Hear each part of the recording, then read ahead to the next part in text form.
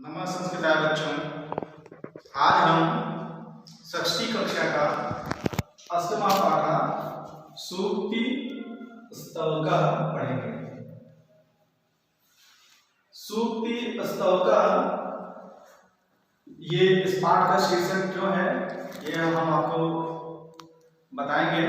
सबसे पहले हम देखेंगे कि आज के समय में आप भी देखते होंगे, हर तरफ हर इंसान की इच्छा देखते होंगे, उसके मन में होता है कि हम कुछ अच्छा करें, हमारा जीवन सफल हो, सार्थक हो, हमारा जीवन अच्छे से बीते, हम अच्छे बने। एक सफल जीवन की कामना हर व्यक्ति के मन में होती है। तो इसके लिए बहुत सी चीजें वो अनुसरण कर सकता है, बहुत सी चीजों को अनुसरण करके वो अपना जीवन सफल बना सकता है, जिसमें से एक चीज उसको बहुत आसानी से, आराम से वो उस चीज से अपने जीवन को सफल बना सकता है। वो है क्या? वो है अच्छी अच्छी बातें। तो पाठ का जो शीर्षक दिया गया है, इस पे आएंगे हम, सूक्ति स्तवका। तो सूक्ति का मतलब भी होता है अच्छी अच्छी बातें। क्यों? क्योंकि सु और उक्ति, सुंदर उक्तियां, सुंदर कथन, सुंदर बातें, अच्छी बातें, ये इसका अर्थ होता है। जीवन को सफल बनाने के लिए मैंने बताया कि अच्छी बातों का भी बहुत बड़ा योगदान होता है। अच्छी बातों का अनुसरण करके हम अपना जीवन सार्थक कर सकते हैं। तो सूक्ति का मतलब हो गया सुंदर बातें, सुंदर कथन, और उसके साथ स्तवका जुड़ा है। स्तवका मतलब होता है गुच्छा। किसी भी जगह पे अगर आप देखेंगे गुच्छे के रूप में, सामूहिक रूप से अगर कहीं कोई चीज रखी जाती है तो वो बड़ा ही आकर्षक होता है। जैसे गुलदस्ता आप देखते होंगे तो उसमें तरह तरह के फूलों का गुच्छा लगा दीजिए तो लोगों का ध्यान उधर बहुत जल्दी चला जाता है और अच्छा भी लगता है। तो देखा जाए तो स्तवका का मतलब गुच्छा, और किसका गुच्छा है? सूक्ति का गुच्छा है, सुंदर उक्तियों का गुच्छा है, सुंदर बातों का गुच्छा है।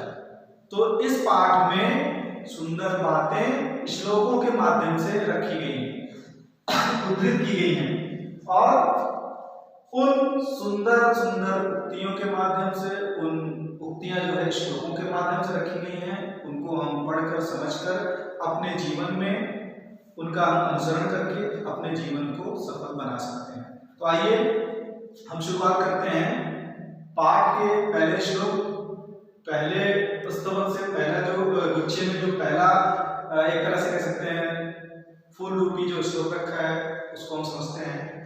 तो पहला लेते हैं, पहला श्लोक है, उद्यमेन हि सिद्ध्यन्ति कार्याणि न मनोरथैः।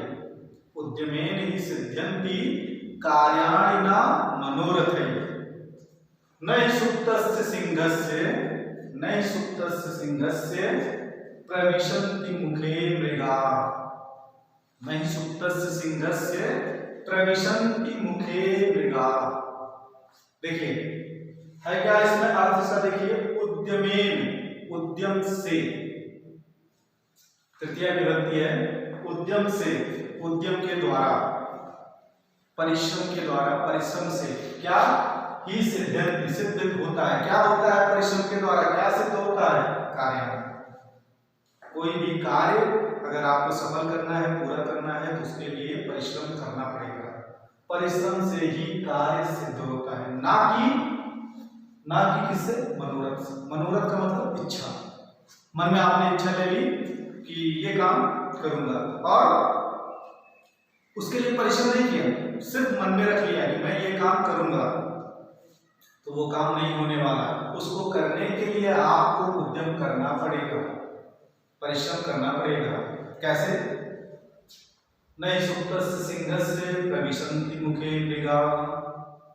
सुप्तस्य माने सोते हुए, सिंहस्य माने शेर के, सोते हुए शेर के, सिंहस्य षष्ठी, शेर के, सोते हुए शेर के मुख में प्रविशन्ति, प्रवेश करते हैं। कौन? हिरण या कोई भी पशु। सोते हुए शेर के मुख में कोई भी पशु या हिरण स्वतः प्रवेश नहीं करता। उसके लिए करना क्या पड़ता है? शेर को परिश्रम करना पड़ता है। शेर को जागृत अवस्था में जग करके, मतलब आराम से नहीं, परिश्रम में उसको जगना पड़ता है और जग के वो शिकार करता है, तब उसके मुंह में कोई भी पशु या उसका शिकार जाता है और उसकी भूख शांत होती है। तो कुल मिला के शेर को भी परिश्रम करना पड़ता है अपनी भूख मिटाने के लिए, स्वतः उसके मुंह में कोई जानवर प्रवेश नहीं करता है।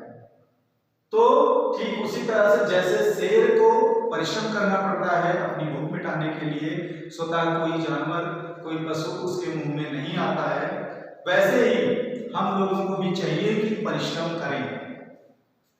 इस श्लोक के माध्यम से हमको ये सीख मिलती है कि हम परिश्रम करें, मेहनत करें, तभी हमारा काम सफल होगा, तभी हमारा काम पूरा होगा। अगर हम सोच लें कि नहीं, बस मन में सोच लिया कि मुझे ये काम करना है और मेरा काम हो जाएगा, तो नहीं होगा, परिश्रम करना पड़ेगा। किसी भी व्यक्ति को आपके संसार में लीजिए, देखिए उसको, तो बिना परिश्रम किए उसका काम नहीं सफल होता। जैसे आप अगर बच्चे हैं तो बच्चों के लिए माँ बाप उनके लिए खाने की व्यवस्था करते हैं तो बच्चे खाते हैं, लेकिन होता क्या है, खाना भी उनके सामने आता है तो उनको परिश्रम करके उस खाने को अपने मुंह में ले जाना पड़ता है। थोड़ा परिश्रम आपको वहां जरूर करना पड़ेगा, ऐसे नहीं कि स्वतः खाना आपके मुंह में पेट में चला जाएगा। तो परिश्रम इस संसार में बहुत जरूरी है। परिश्रम की बात इस श्लोक में की गई है। ये एक अच्छी बात हमको बताई गई है कि हमको परिश्रम करना चाहिए, परिश्रम से जी नहीं चुराना चाहिए, नहीं तो फिर हमारा कोई काम सफल नहीं होगा और हमारा जीवन ही निष्फल हो जाएगा, हमारा जीवन ही सार्थक नहीं होगा। इसलिए इस श्लोक के माध्यम से हमको ये बताया गया है कि हमें इस जीवन में परिश्रम जरूर करना चाहिए, बिना परिश्रम के कुछ होने वाला नहीं है। ठीक है, तो आइए हम दूसरे श्लोक को लेते हैं। दूसरे श्लोक को देखेंगे, उसका अर्थ समझेंगे। पुस्तके पठिता पाठा जीवने नैव साधिता, पुस्तके पठिता पाठा जीवने नैव साधिता, किं भवेत् तेन पाठेन जीवने यो न सार्थकः, किं भवेत् तेन पाठेन जीवने यो न सार्थकः। पुस्तके माने पुस्तक में, सप्तमी विभक्ति, पुस्तक में, पठिता पाठा, पुस्तक में पढ़ा गया पाठ। आप भी पढ़ते हैं, किताब में तमाम पाठ होते हैं आपकी किताब में, और क्रम से हम पढ़ते जाते हैं, पाठों को पढ़ते जाते हैं। और सिर्फ पढ़ते हैं अगर तो कोई मतलब नहीं। दिया है पुस्तक में पढ़ा गया पाठ जीवने, पुस्तके की तरह जीवने, जीवन में, नैव न एव, न एव, न और एव मतलब नहीं, अगर नहीं, क्या साधिता, साधिता का मतलब उपयोग में लाना। जो पाठ आपने पढ़ लिया, उस पाठ से आपने कोई शिक्षा नहीं ली, मतलब उसका उपयोग नहीं किया, तो अगर पुस्तक में पढ़ा गया पाठ जीवन में उसका, उस पाठ का उपयोग नहीं किया गया, उस पाठ से शिक्षा लेके हमको, अगर हमने उस जीवन में उसका अनुसरण नहीं किया, तो किम भवेत्, क्या होगा, क्या मतलब है उस पाठ का, किम भवेत् तेन पाठेन, उस पाठ से क्या मतलब, क्या होगा, भवेत् क्या होगा, क्या मतलब उस पाठ से क्या लाभ, कौन से पाठ से, जीवने यो न सार्थकः, जिसका जीवन में सफल उपयोग नहीं किया गया। उस पाठ का अगर जीवन में अनुसरण नहीं किया गया तो उस पाठ का क्या लाभ, क्या मतलब, किम भवेत् क्या लाभ है उसका, उस पाठ का जीवने यो न सार्थकः, जो जीवन के लिए सार्थक नहीं हुआ। अगर आपने उसका अनुसरण नहीं किया तो पाठ का मतलब ही नहीं रहेगा। पाठ को पढ़ा आपने, पाठ से कुछ सीख ली, पाठ के उस सीख को आपने अपने जीवन में अनुसरण किया, तभी वो पाठ सार्थक है, नहीं तो यो न सार्थकः, वो सार्थक नहीं होता है, जीवन में वो सार्थक नहीं कहलाएगा। क्यों? क्योंकि आपने उस पाठ को साधित नहीं किया, आपने उसको उपयोग में नहीं लिया, उसका अनुसरण नहीं किया, उससे सीख ले करके आपने उसको जीवन में उसका अनुसरण कभी नहीं किया, तो मतलब नहीं है उस पाठ का, उस पाठ का पढ़ने का कोई मतलब नहीं। इससे बेहतर तो आप उस पाठ को पढ़े ना, और पढ़ें तो उस पाठ में क्या आपको सीख मिली, क्या चीज था, क्या पाठ में क्या बताया गया, अगर हम उसको अपने जीवन में उसका अनुसरण कर लेंगे तभी वो पाठ सार्थक होगा। नहीं तो किम भवेत् तेन पाठेन, उस पाठ से क्या लाभ, जो जीवन को सार्थक यो न सार्थकः, जो जीवन में सार्थक नहीं हुआ, मतलब आपने उसका अनुसरण नहीं किया, वो जीवन में सार्थक नहीं हुआ। जो जीवन को सार्थक नहीं किया है, उस पाठ, जिस पाठ ने जीवन को सफल नहीं बनाया, सफल कब नहीं बनाएगा? जब आपने उसको साधित नहीं किया, उसको उस पाठ का उपयोग नहीं लिया, उस पाठ को अपने जीवन में उपयोग में नहीं लिया, तब वो सार्थक नहीं है, वो पाठ ही नहीं सार्थक है। तो ऐसे पाठ पढ़ने से कोई मतलब नहीं। पाठ को पढ़िए, उसमें जो सीख मिल रही है उस सीख को अपने जीवन में उपयोग में लाइए, तभी उस पाठ की सार्थकता है, नहीं तो उस पाठ ही एकदम से व्यर्थ है, उस पाठ का पढ़ना एकदम बेकार है। तो देखिए, पुस्तके पठिता पाठ जीवने नैव साधिता किम भवेत् तेन पाठेन जीवने यो न सार्थका। सीधा सीधा पुस्तक में पढ़ा गया पाठ जीवन में अगर नहीं साधा गया, नहीं उपयोग में लाया गया, किम भवेत् तेन पाठेन, उस पाठ से क्या लाभ? यो न सार्थका, जीवन में जो सार्थक ही नहीं है, जो सार्थक मतलब कि अर्थ के साथ, उसका जीवन में कोई अर्थ ही नहीं है, तो सार्थक नहीं है, उस पाठ का कोई लाभ नहीं है अगर हमने उस पाठ का अनुसरण अपने जीवन में नहीं किया। तो इससे हमको ये सीख मिलती है कि हम जो पढ़ रहे हैं, जो कुछ भी हम पाठ में पढ़ रहे हैं, जो कुछ भी हम अपने इस पाठ्यक्रम में पढ़ रहे हैं, जितने भी हम पाठ पढ़ रहे हैं, उनका एक लक्ष्य है। जैसे अब ये पाठ पढ़ने का लक्ष्य देखिए, मैंने इधर बताया भी है, इधर लिखा भी है कि अधिगम परिणाम, जो आपने सीखा, इस पाठ से सीखा, हम क्या क्या चीजें सीख सकते हैं, तभी तो हमारा जीवन सफल होगा। इस पाठ के पढ़ने का तभी सही अर्थ हो पाएगा, सफल हो पाएगा, ये पाठ तभी सफल हो पाएगा। क्यों?